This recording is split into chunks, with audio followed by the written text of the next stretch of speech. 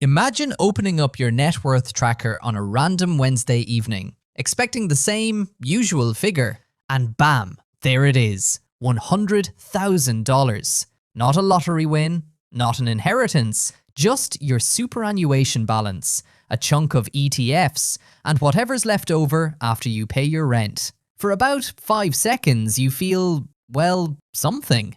Relief? Maybe pride? Then crickets. Tomorrow is exactly the same as today. What does turning 6 figures actually change? For starters, no one tells you that the price of bananas at Woolies definitely doesn't go down. Landlords also aren't ringing you to send their congrats. Hitting $100,000 is not a massive event. It's more like just another Tuesday. You'll most likely stumble across it mid-super contribution, or while your ETF automatically invests on payday, not realizing the exact moment you cross the line. But one extremely specific thing does shift, quietly. An unexpected bill that usually sends you into a cold sweat now just gets paid. That's it. That's the big change. Not champagne and caviar, just slightly less fear of financial death by an unexpected water bill. The unsexy truth. Your biggest threat after reaching this goal isn't the market,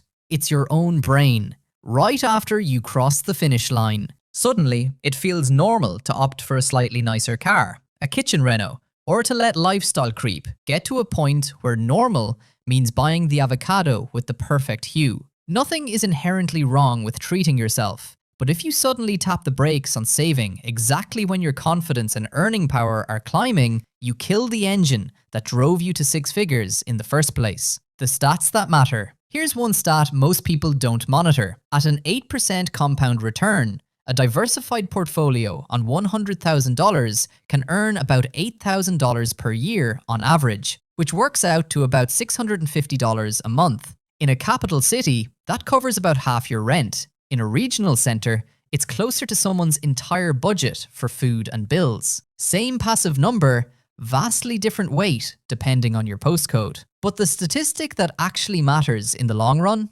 2 people with $100,000 are not equal. If one's money sits in a basic savings account, while the other's is in super and index funds growing steadily, after inflation, the former's balance is eroding. Meanwhile, the latter's is on track to double about every 9 years, using that 8% return again.